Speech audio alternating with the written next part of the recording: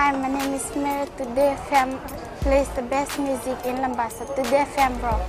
My name is Thomas. I'm here in Nakasi and I like to listen to Today FM because it rocks. My name is Milenia. Today FM rocks here in Singapour. My name is Alfriki and Today FM rocks here in Tavua. My name is Mary Jane. I love listening to Today FM here in Ba. Today FM rocks. My name is Ilay Tiambal and I love listening to Today FM. Today FM rocks. In the news tonight, royal couple touchdown in Fiji. Fijians gather to catch a glimpse of royalty. And church defends stance on politics. From the studios of FBC Suva, Jackie Smith. The Duke and Duchess of Sussex have arrived in Fiji to much fanfare. Arriving an hour earlier than scheduled on a chartered flight from Sydney, Australia, their Royal Highnesses were welcomed to Fiji with a light drizzle and windy conditions gracing their presence at Nausori's International Airport.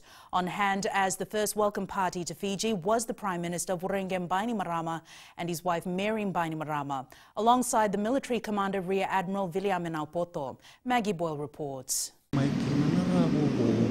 The much-anticipated wait now over. Their Royal Highnesses touching down on Fijian soil and formally welcomed. Other than the Prime Minister, the welcome delegation included opposition leader Rautemu Mukepa, Minister for Women Mereseni Vuniwanga and the Commissioner of Police Brigadier General Sitiveni Ngiliho. The British High Commissioner to Fiji, Melanie Hopkins, was also present to welcome Prince Harry and Meghan. The couple stepped off the plane with Prince Harry dressed in a smart two-button, two-piece light grey suit, complemented with a white long-sleeve shirt and a navy tie. Her Highness Meghan was wearing a white tailored cocktail daywear ensemble, accessorized with what looked like a white fascinator to match, topped off with a black clutch purse. Accorded a guard of honour, Prince Harry inspecting the 100-strong guard, which was a combination of representatives from Army and Navy. The Prince even stopping to speak with one of the soldiers and a member of the band. The couple then travelled to Barron House to meet with the President, Major General retired Chiyochi Kondrotse, after which their Royal Highnesses and Commonwealth Youth Ambassadors were to be accorded a traditional Fijian welcome, followed by a state dinner. Maggie Boyle, FBC News. And the wet, gloomy Suva weather did not dampen the spirits of Fijians who eagerly awaited the arrival of the Duke and Duchess of Sussex at Suva's Albert Park this afternoon. Proudly waving banners and flags, Fijians, both young and old, gathered at the park in numbers to get a glimpse of the royal couple. Kelly Vathala reports. This was the scene at Albert Park around 3 p.m. today. Even though the royal couple were to arrive at least 3 hours later, the anticipation and hype from people brought Suva to a standstill. This visit brings lots of memories of the last royal visit to Fiji in 1974. I remember clearly that we were still in school and we were being told about the route Prince Charles was taking so we can be ready for him. This is also an emotional visit for me because my grandparents were part of the welcoming traditional ceremony at that time. For 61-year-old Hussein Angilai, the visit was one that reminded many of the close ties Fiji has with the British. I am so grateful to God for blessing me with more years to actually experience this moment. I was here when Princess Anne came, as well as Prince Charles. But this visit reminds us of our long historic relationship with the British. Meanwhile, others took an early day off from work and even school to witness the historic event, hoping to get a chance of meeting Prince Harry and his wife. I had my day off today, so I take my time out just to come and witness, because this is the first time for me to see this kind of the royal visit like this. This is a one-in-a-lifetime opportunity to meet the prince in person. Probably meet with him and take photos with his wife Meghan. Maybe if I don't get to talk or shake hands with them, maybe just a glimpse of them will be enough for me. This is my first time to see them, and I want to see them and I want to know them. Many Fijians have travelled as far as Nausori, Rewa and even Tailevu to be part of the welcome ceremony today. Kelly Vathala, FBC News. 4,500 presiding and assistant presiding elections officers have undergone refresher training. This has been done to ensure all polling stations operate with consistency on election day and that the Fijian elections officers' established processes and procedures are followed. There will be over 10,000 election officials looking after or running 582 pre-poll venues and 854 election day polling venues. Deputy Supervisor of Elections Carol Winter reminded them they each will be engaged with as many as 500 voters. My message to your fellow election officials has been to learn and use the manual that they've been provided. Follow all instructions to the letter. Don't invent or improvise the processes just to suit yourself, because there will be polling agents and observers who've been trained to check that you are following all the procedures. The Multinational Observer Group met leaders and representatives of 5 political parties yesterday. Observer Group coordinator Alice Court says they plan a high priority on speaking with all of Fiji's political parties. The meeting allowed the group to explain its role in observing the 2018 election and to hear the views of all the parties on a range of issues. Court says the leaders also hoped there will be an opportunity for further exchanges with the MOG. Attendees included the leaders of the Fiji Labour Party, Freedom Alliance Party, Hope Party, SEDELPA and Unity Fiji. The Catholic Church says one of its roles is to advocate on social issues for its people, and it will continue to do so. Leader of the Catholic Church in Fiji, Archbishop Peter Loy Chong, made this comment while responding to claims made by Fijian Holdings Limited Group Chief Executive Norzab Farid. Farid says he is worried about the information that is being disseminated by the Church. Kritika Kumar reports. Father was preaching on the Fijian Holdings Limited Group Chief Executive says children don't want to listen about environment and politics as they go to the church to listen to the word of God. For a father to, in his sermon, to say environment is unfriendly, mining should not be done, the leader should be doing the right thing, it is wrong. I feel very uncomfortable. The leader of the Catholic Church in Fiji says the church has a unique role when it comes to social life of people. For a church and a religion, you have to be interested in what's facing your people. If you're not, then what's the use of your church and religion? If you're not, you're not interested in what your people are going through. He says religion and church is about helping people, and part of helping is making people aware of the important and serious issues. It's useless to be a church or a religion if you are not concerned about these issues that involve people. The church is about people. Farid says this is not the right time to talk about all these issues. I think even the church should get their fact right. That is very important. Then again, why now? Election is 2-3 weeks away. Why you need to talk about these things now?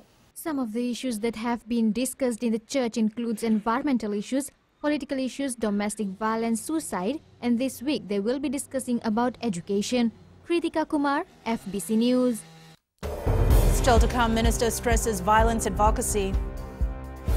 And Boer villages affected by severe logging. Details after the break.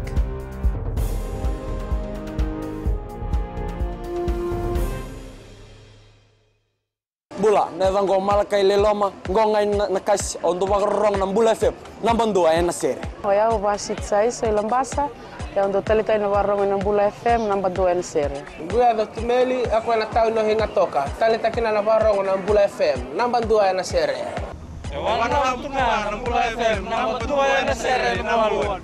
Na vengo fane na tao no singa toka. Kito do talita ka ng Bula FM namba 2 na sere. Bula FM namba 2 na sere.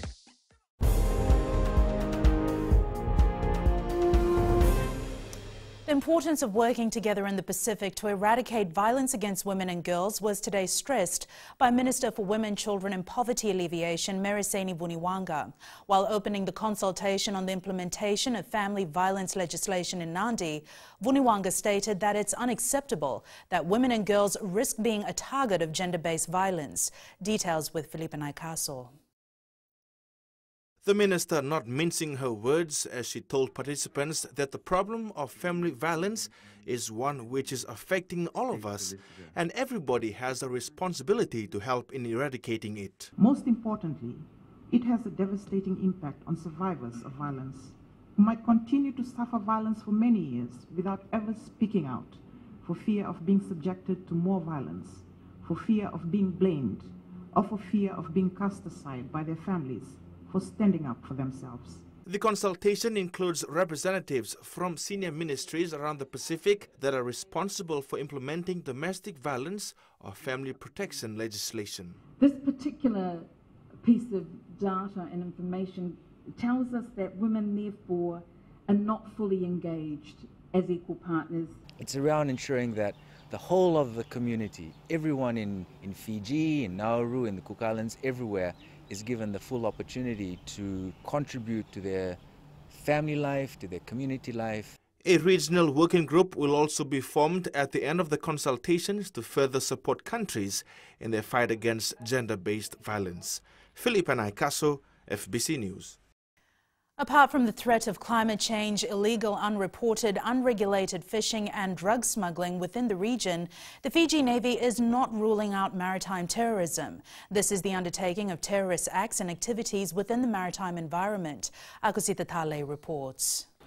Terrorist attacks against maritime targets are very rare, but the Fiji Navy says they must be prepared at all times. Just a couple of years back, we had this incident down in Bali, and a couple of incidents in Australia that were cut short if you were following all the news. But what happens in Indonesia? Indonesia is just 3.5 or 4 hours away from us, you know. And being a geographical location, we are not exempt from all these activities that are happening around the region. Captain Tawake says anything can happen, especially with Indonesia and Australia being in the immediate surroundings of the Pacific region. We cannot rule out any of these possibilities. Anything can happen to the shipping that comes in. Anyone can sabotage those vessels coming. But in order to have adequate capacity and capabilities, that's another issue. It's all about working together.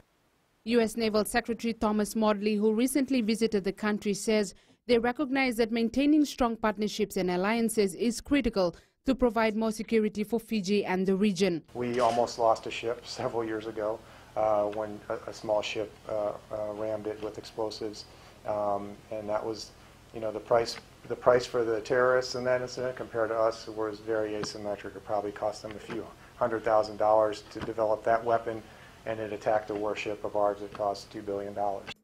The U.S. Navy says everyone has to be vigilant in this area, and they're fully committed to assisting Fiji in looking at ways to combating the threat. Akusita Tale, FBC News. A 20-year-old man alleged to have murdered a tertiary student at the Suva foreshore in May pleaded not guilty in the Suva High Court today. Saula Temo is charged with 1 count of murder. It is alleged that on May 17th, Temo hit 23-year-old Aquila Salavuki with a piece of timber, causing his death. The next day, 2 men found the deceased lying in a pool of blood at the Suva foreshore. Temo was arrested after weeks of investigation. The matter has been adjourned to 27th November. Severe logging is one of the main problems of rural remote communities of Vanua Levu. 2 villages in Navuniyevumbua, the young people have taken it upon themselves to reforest the poorly stocked land left after logging as a means of fighting climate change. Eleanor Tarangaivu reports. One of the major threats to the forests in Navuniyevumbua is logging. Most of the pine forests have been clear-felled and only fragments of it remain. That is the biggest problem here. We are cutting it down and we are not replanting. We heavily rely on the seeds that fall to replace the trees we have taken. Reforestation is one of the most cost-effective ways of cooling the planet, with climate change now threatening our very existence. For us, pine is one of our main sources of income. It buys our bread and butter, and we just learned that cutting down the trees affects the climate as well. That's why we have to replant the pine trees. With this in mind, villages of Waitambo and Tadilevu in Navuniyevu have embarked on a pine replanting initiative with the help of the Ministry of Youth. In order to mitigate climate change, they are embarking on this project of planting pines in order to reduce the impact that climate change brings. Climate change is inevitable, it's there, and we need to take action right now. 1,000 pine plants were planted by the villagers last week, and 1,000 more will be planted this week to make up for all the pine forests that have been logged. Eleanor Tarangaivu, FBC News. Fiji might be in for floods and mudslides according to a World Wildlife Fund report that our forest watershed cover, except for the Lambasa watershed, has decreased by 4 to 40%. Watershed cover is crucial to controlling rain runoff and subsequent flooding. The study was undertaken by WWF France in New Caledonia based on the latest satellite imagery. Akusita Tale reports the study covered from 1994 to August this year. The WWF says the latest imagery of Fiji has shown that majority of our watershed cover has decreased, and this is man-made. Labasa River and Ba River. The results show that they were in critical situation many years ago, and they stay in a bad situation. But the new result is that we assess all the forest cover of Fiji, showing that on all the watershed of Fiji, all the watershed have lost a part of their forest. The WWF says the watersheds are Fiji's natural capital and Fijians must learn to protect them. Not only a natural good you destroy, it's also the capacity of this natural good to provide you a service. And if you don't have this service anymore, then you have to pay for this service that was rendered free by forest. However, the World Wildlife Fund says the forest cover of the Lambasa watershed is healthy and has been preserved well. Aksita, FBC News. Coming up in sports later with Kelly, she will have all the latest about Fiji's 7 skipper Jerry Tuwai's nomination. But before that, here's Rachel with all the day's business updates. Thanks, Jackie. Good evening, and coming up after the break, clothing and footwear body warns of minimum wage increase. And in growing Fiji, Grace Road plans to expand all over Fiji. Stay with us.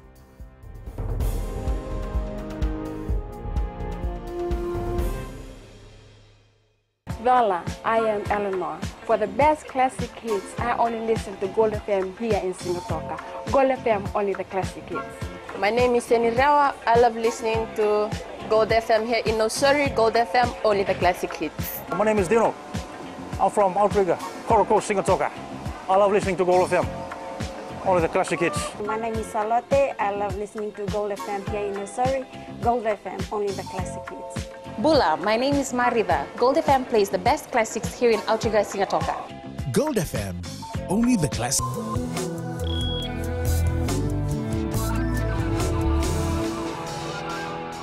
In business tonight, the Textile, Clothing and Footwear Industry Council of Fiji says it is alarmed at the recent comments from various political parties calling on the national minimum wage to be dramatically and suddenly increased to up to $10 per hour. The National Federation Party is advocating a minimum wage of $5 per hour, while SODELPA and HOPE are talking about a $4 and $10 per hour respectively.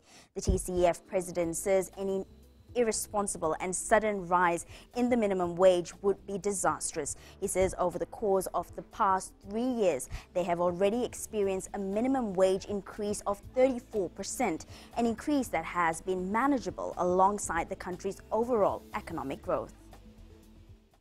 And Sharon joins us now with the latest from the money markets. A quick look at what's topping today's economic headlines. The day was centered on China after their benchmark made an impressive recovery. The Shanghai Composite was up 4.1%. However, their recent official data showed the Chinese economy expanded just 6.5% in the third quarter. It's their weakest growth since the depth of the global financial crisis. The US dollar gained against its major peers this morning, reigning as the preferred safe haven currency. This was after the uncertainty over Brexit negotiations and Italy's free spending budget fanned investors away from the euro and sterling. On Thursday, the Bank of Canada and the European Central Bank announced their interest rate decisions, and the forex market is setting up for Friday when US durable goods and GDP for the third quarter are on the cards. And that's all from HFC Bank for now. Vinaka. Thanks, Sharon. On to the exchange rate set this morning. The Fiji dollar made some gains against our major trading partners, Australia and New Zealand, and also rose against the euro. As for the commodities market, the prices of oil was above just $69 per barrel. Gold closed down at $1,221 an ounce, and silver closed at $14.55 an ounce.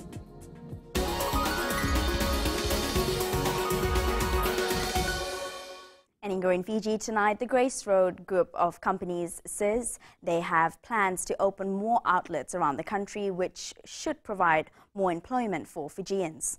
After the opening of its latest restaurant branch in Suva last week, the company is looking at making further inroads in the eatery and other businesses. They say they will give Fijians a wide variety of choices, and they're also playing a part in improving the Fijian economy. And maybe next year we can open more brands in west side for the Fierce Chicken. And then next month we will open Noodle Story and Sunny Pizza and Ice Sushi and one more Patisserie Pacifica in Suva. And one more Patisserie Pacifica will be open in Nandi as well.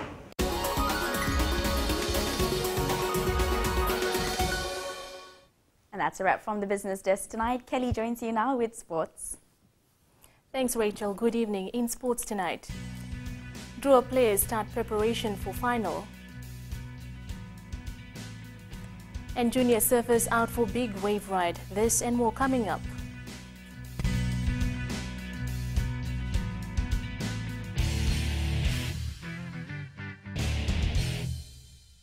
Hi, I'm Jyotishma. I'm from Singatoka. I love listening to Mirchi FM. Mirchi FM is hot. Mirchi FM is #1. I'm Charlene Robert. Mirchi FM rocks in Lambasa. I'm Sonami Nasori Jackson. Mirchi FM is hot. My name is Raymond Dutt. I'm in Baba Singh Alliance. Mirchi FM is hot in Lambasa. I'm Pritika from Jax Nasori. I love listening to Mirchi FM here in Nasori. Mirchi FM is hot. Mirchi FM, it's hot.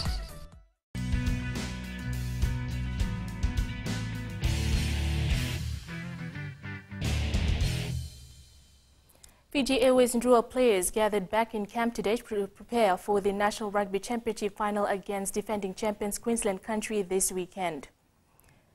The Drua team remained unbeaten at home throughout the season and only lost in Australia when they were hammered 55-22 by Queensland Country in round 3 of the competition.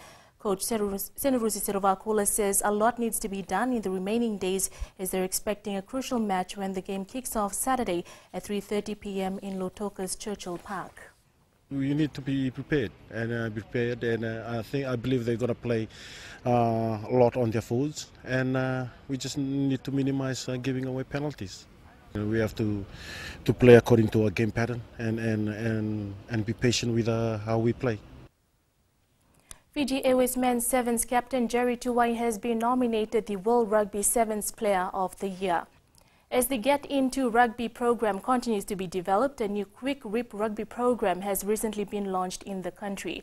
Quick Rip Rugby is run by the New Zealand Rugby Union, a non-contact game to promote excellent ball handling and running skills. Meli Tavanga. But we bring out ambassadors and trainers twice a year and we'll conduct training over a week each time, upskilling people in coaching and how to coach and how to play the cricket game. Next launch we'll be doing in Honolulu, so we can move it over. And the plan for this, we are not going to concentrate only at the open areas. We are going to go up to the rurals, to the outer island. The Levuka Weightlifting Club and its athletes has declared its independence from Weightlifting Fiji. This was after Weightlifting Fiji stated in an email that they're planning to bring the Levuka lifters back after boycotting future international events.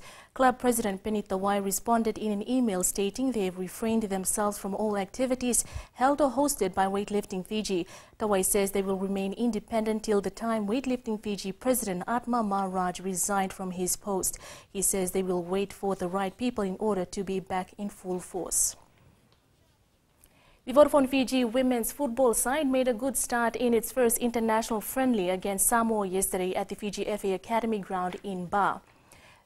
They defeated Samoa 5-0. 4 goals were scored by Choti Vini Tambua, Luisa Tamanito Kula, Thema Nassau, and an own to claim the win. Fiji will play Samoa again in its final international friendly at the same venue on Thursday at 3 p.m.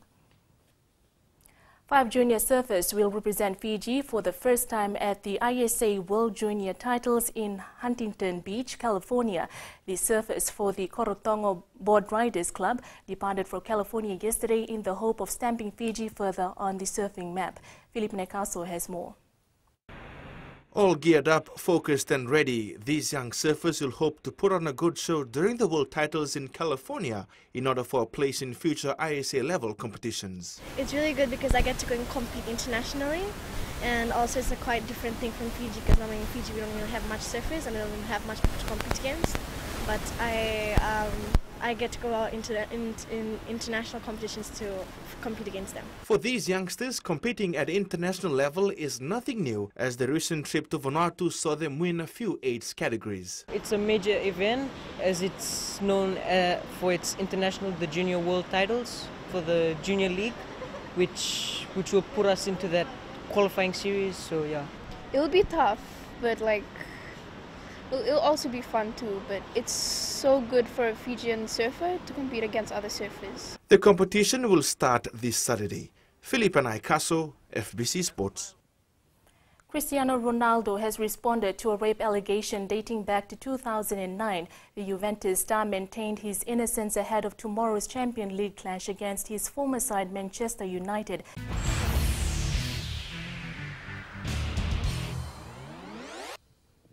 In today's Play of the Day, we take a look at Nikola Jokic recorded his 17th career triple-double to become the second player in NBA history. Jokic grabbed a defensive rebound and dribbled the full length of the court before scoring in the Nuggets' win over the Suns.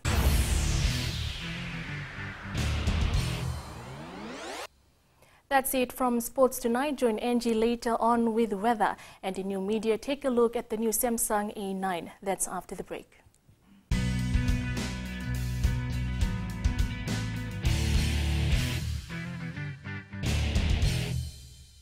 Narang golesenya, Obama kita nakas, dorong bina kape on Radio Fijuan, nandong ibit. Ayaw binyana, dito barong on Radio Fijuan, nandong ibisi, hindi natoka. Gue ado ilaisa ingatoka, rong bina na heramakawa ina Radio Fijuan ingatoka. Radio Fijuan, nandong ibiti.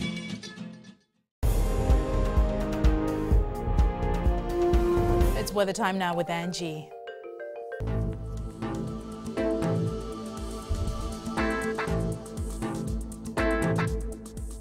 Hello there and welcome to the Weather World. Hope your day was great despite the weather's behavior. It was pretty windy and not so pleasant, and that low pressure flow continues to bring more rain our way, so take heed and stay safe. Let's quickly take a look in the west. Sunshine with cloudy skies. Isn't that something we all want? Eastwards from Peck Harbour to Suva, it was cloudy with a little light rain when the Royals arrived in Suva. And up north, a mild one mixed with semi-sunny spells as well. Now, who wouldn't love that? At sea, southeast winds gusting 25 to 30 knots with rough seas. For the tides, low tide at 12:53 a.m. with high tide right on clock at 7 a.m.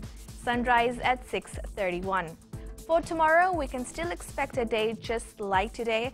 Perhaps some sunshine mixed with rain. Also note there are more heavy showers loitering just above Viti level, and they're likely to meet us, but just wishing it doesn't. Tomorrow's temps, Lautoka is expected to lower its heat, and surprisingly, it will be the coolest center at 28 degrees. And looking further on to Thursday, rain is and will be the topic for a few more days. And that's all from the FBC Weather World. Jackie. Thanks so much for that, Angie. In Fijian Pulse tonight, with all the hype about the royal visit, we asked, who do you follow more, Prince Harry or his wife Meghan?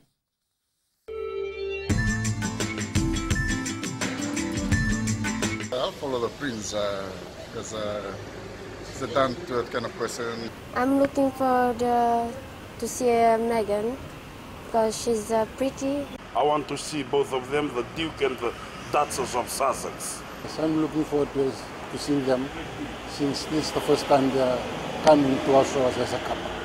Both of them, because England has a history with Fiji, and it also marks a new relationship between England and Fiji. I want to meet Prince Harry because he's white and he's got red hair and a beard.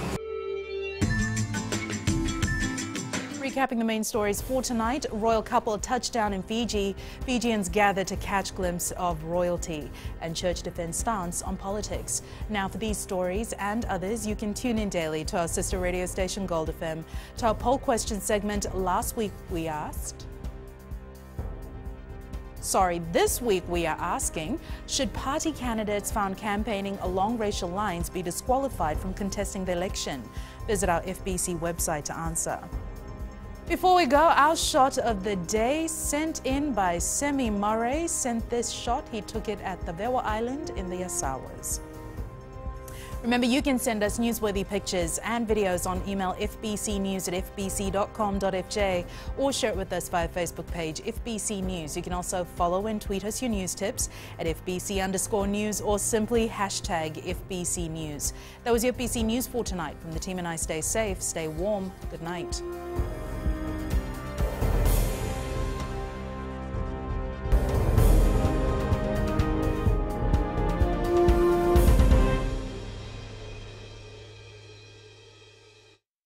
मैं नवनीत नंद नंबुआ लुम्बुआ से। जैसे प्रेनी note मशहूर है, वैसे radio Fiji 2 भी सभी जगह मशहूर है। रेडियो फीजी 2 देश की धड़कन। सीमा नकाशी से मैं रेडियो फीजी 2 पसंद करती हूँ सुनने के लिए। रेडियो फीजी 2 देश की धड़कन। मैं हूँ अंकल किंग सिंगाटोका टाउन के टैक्सी ड्राइवर। जैसे रग्बी फेमस है, वैसे रेडियो फीजी 2 फेमस है। रेडियो फीजी 2 देश की धड़कन।